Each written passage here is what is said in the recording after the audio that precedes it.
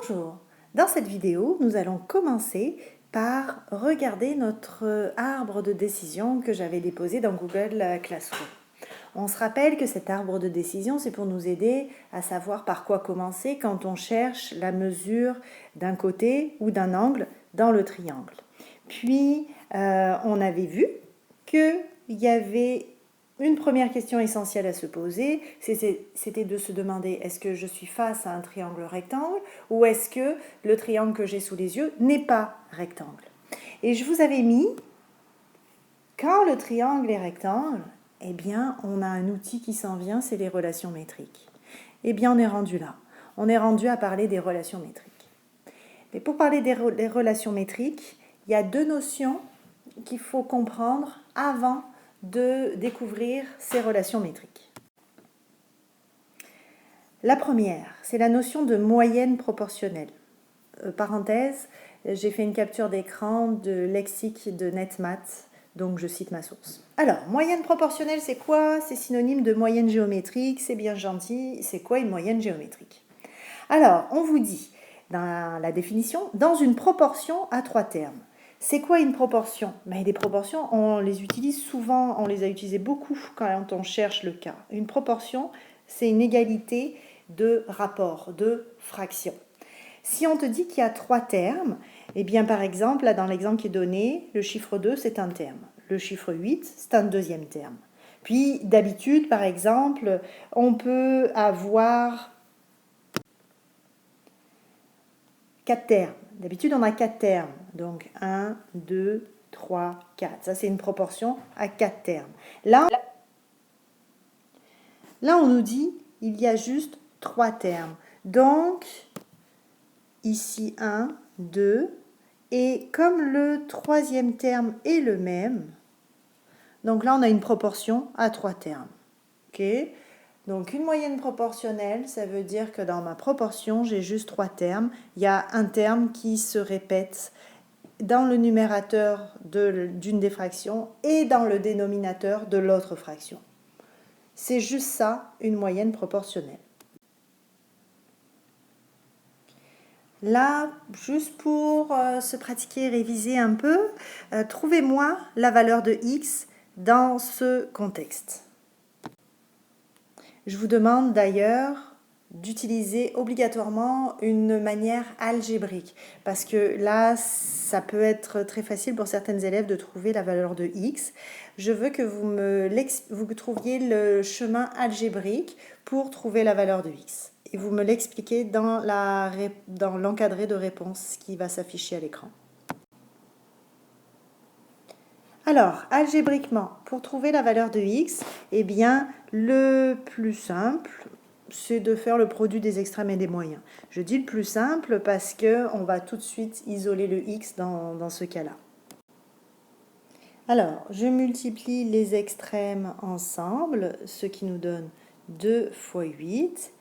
Et je multiplie les moyens ensemble, ce qui nous donne x fois x, ce qui nous donne x au carré. Un nombre multiplié par lui-même, ça donne toujours le nombre au carré. Donc, on obtient 16 qui est égal à x au carré. Et là, attention, dès qu'on cherche un nombre qui au carré donne une certaine réponse, il faut toujours se rappeler qu'il y a deux résultats possibles. Soit x est positif, soit x est négatif. Et la réponse, c'est plus ou moins racine de 16. Donc, x est égal ici à plus ou moins 4. Soit la réponse, c'est 2 sur moins 4 et moins 4 sur 8, qui dans les deux cas donne moins 0,5. Soit la réponse, c'est 2 quarts, qui est égal effectivement à 4 huitièmes, les deux étant égales à 0,5. Ici, il n'y a pas de contexte, donc on ne peut pas rejeter une des solutions.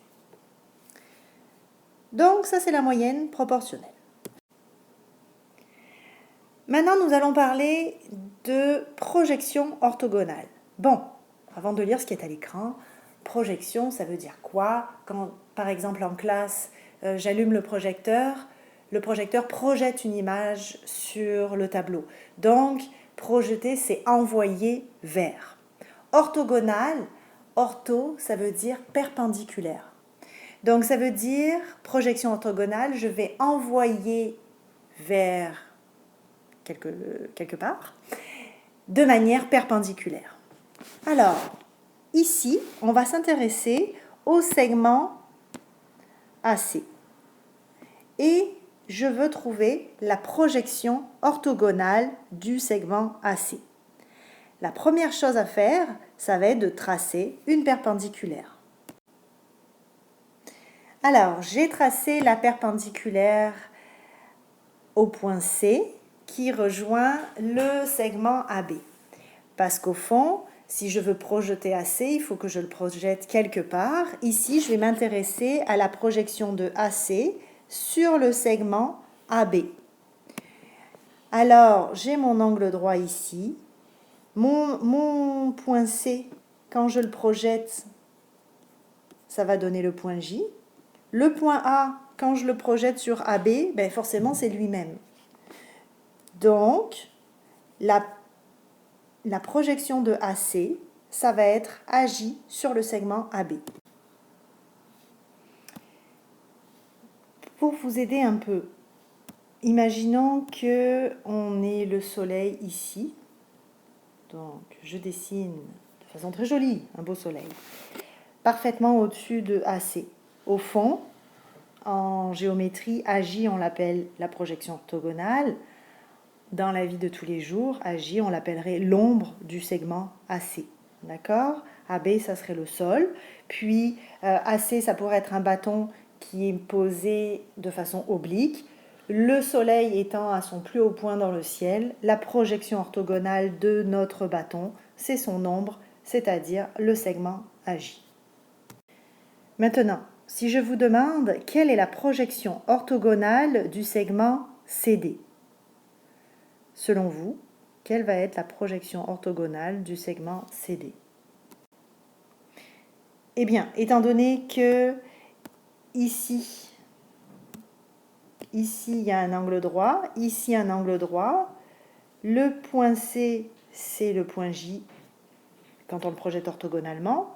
Le point D, sa projection orthogonale, c'est le point B. Donc, on dira que JB est la projection orthogonale de CD. Et vous rajoutez les petits tirets parce qu'on parle de segments, donc il faut mettre un petit tiret sur le dessus des deux lettres. Donc ça, c'est la définition de projection orthogonale. Pour celles que ça aide d'imaginer le soleil parfaitement à son zénith, c'est-à-dire à son plus haut point dans le ciel. Si j'ai un bâton qui flotte dans les airs, qui serait représenté par le segment CD, eh bien la projection orthogonale au sol de ce segment CD, c'est JB, c'est-à-dire son ombre. Alors voici un triangle ABC qui est rectangle.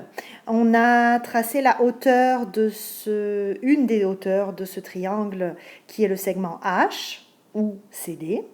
Donc grâce à cette hauteur, on partage le triangle ABC en deux autres triangles rectangles, le triangle rectangle ACD et le triangle rectangle CDB. Alors je vais vous demander dans un premier temps de me dire qui est la projection orthogonale de AC sur le segment AB.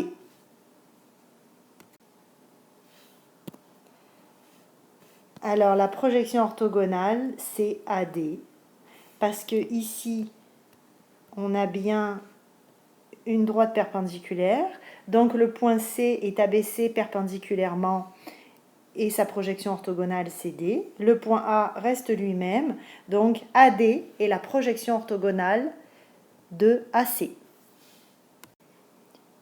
Quelle est la projection orthogonale de CB sur le segment AB?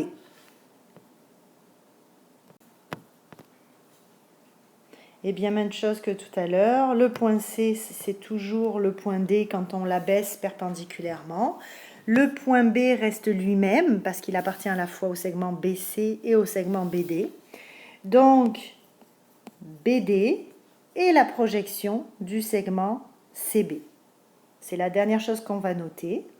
Donc il va falloir recopier ce triangle formé de deux triangles rectangles. AD est la projection orthogonale de AC. On peut dire aussi N est la projection orthogonale de la longueur B. Dernière chose, DB est la projection orthogonale de CB. On pourrait aussi utiliser les lettres minuscules en disant M minuscule est la projection orthogonale de la longueur A minuscule. Alors c'est tout pour cette introduction. On passe aux relations métriques dans la deuxième partie.